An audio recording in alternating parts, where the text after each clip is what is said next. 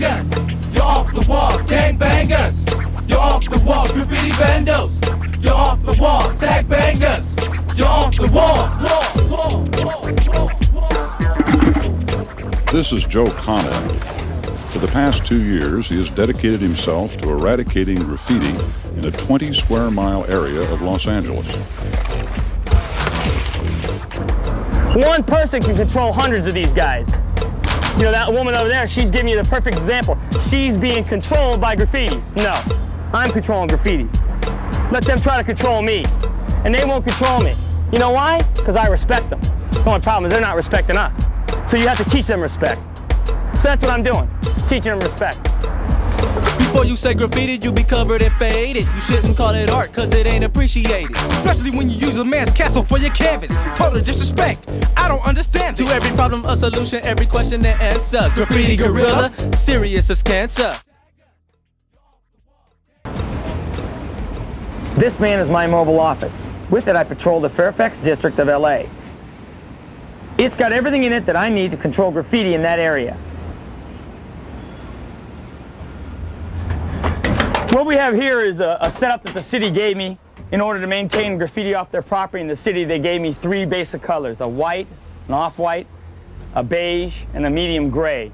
That will cover graffiti off 99% of the properties in the city of Los Angeles. What I discovered was I was spending a lot of time in the beginning, wasting a lot of time cleaning out brushes and whatnot. So what I did was I got 1 empty gallon that had no paint in it, and all I did was I filled it halfway with the paint that the city or the federal government gave me. And then what I did was, in order never to wash anything out again, save on the environment, I just keep these things always sunk in them halfway, then use all the paint on the roller to cover the graffiti until it's done. Then you just stick it back in, close it up so it doesn't dry out, and then when you get down to where it's almost empty on the several colors I carry, then you just fill it back up. Your attitude is going to be you're going to eliminate graffiti everywhere it goes. If they go there, you go there. You need ladders, you need hedge trimmers, dustpans, you need hammers, saws, post hole diggers, shovels, rakes, rope. We carry concrete, we carry rags. Sometimes we need Brillo pads, and what we do is this particular item here can strip graffiti off almost anything without taking the color out of it. And inside this van, there's nothing that we can meet out anywhere on any surface, no matter how high, how low it is, that won't get rid of graffiti completely.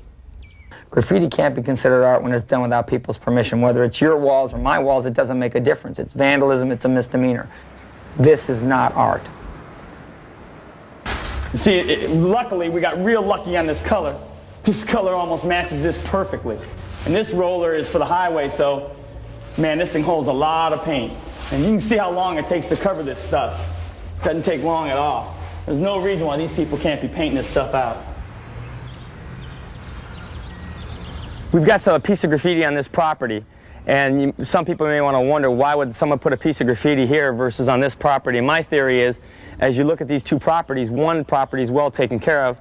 The other piece of property looks like it's totally, people don't care. So what happened was this individual, this man belongs to a black gang, and this writing on this wall, this graffiti, means homeboys, Crips, gangsters. So what happened was this guy came down this alley, saw the weeds growing up between the property, saw the overgrown brush, 1 light bulb instead of motion lights with 4 lights. There's no trash, everything's cleaned up here, everything looks neater. So what he does on a broken garage, he puts his little mark because he sees other graffiti in this alley. Now we'll get our brush and we'll just go paint this graffiti out. And then what we'll do too is we'll take out some of these weeds and we'll see what happens when this guy comes back and he suddenly sees his whole planks cleaned up. Now you want to be kind of sloppy the first time around. You don't want to be, you just want to slop this stuff up, paint them out, put it up real thick, and he's going to think some amateur's doing this. Now my theory about this is when I go to a new area, now some of these people might get mad, they got white paint on a gray door. But what happens is I've never put up paint and not come back and match the color. Because putting paint up like this looks like hell. It just looks awful. So you need to come back and match this in a gray color. But first you have to let the person know that put the graffiti up that you're taking care of them. Otherwise they'll come right back. Now we'll knock down some of these weeds, sweep up some of the glass. And suddenly this guy will get the impression a lot of stuff is going on around here. Doesn't take long to just get this stuff done, but you need to get it done.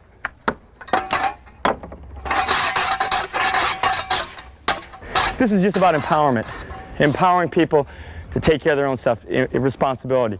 These kids aren't responsible, so you have to make them responsible by cleaning everything up. That's just what it's all about. What's he like? Joe has been an absolute surprise to everyone around here. I mean, when we first met him, he was on the corner cleaning off the graffiti. Joe Connolly is a one-man tornado. He has taken this neighborhood and turned it around. He has single-handedly eliminated graffiti from the neighborhood. He's reduced crime. He's reduced just all kinds of problems in the neighborhood. He's just a saint around here. I thought I knew the neighborhood really well because I've lived there all my life. Come to find out, he knows it much better than I do. He's really helped the neighborhood become a lot cleaner, and because of him, the building looks better, and the community is just really, without him, it would not happen. Here he is white, and the area is predominantly black, but no one has done anything like that. So that's really, that's amazing. And now he's quit his job to just help the community. So don't you think that's impressive yourself? I mean, that's pretty good. That's pretty good. Off Motor Avenue, behind the facade of a very quiet residential area, there's a vast stretch of urban blackboard known as Motor Yard. It's a graffiti graduate school for urban vandals where they refine and hone their skills. Ironically, most of the residents in this area are unaware of its existence.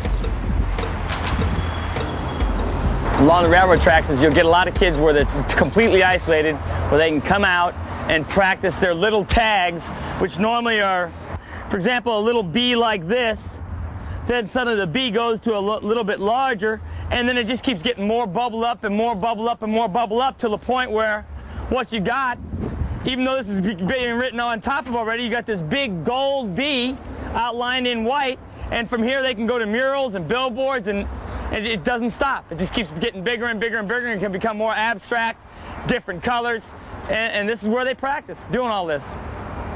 And then they can also meet each other, and they all form tag crews. They talk about where they live, what schools they go to, and these are like meeting places, like a fraternity for these guys to come out, switch numbers, where do you live, and there's no one out here that is, look, the guy's spraying on the wall right now.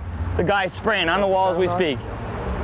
Now there's the guy down the track. Now he's taking out another can of spray paint, different color. There he goes. There, now he's outlining this stuff. Right there. They can sit out here all day, all night with ladders, mountain gear equipment. They can practice. This is how they learn how to do freeways out in these kind of venues where you have all this kind of graffitis.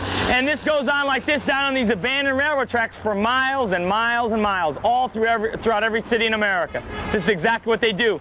And then you can even see some of the stuff is dated 1987, 1989, 1994, 1995. This guy put this up in 1995. His stuff's already been covered over.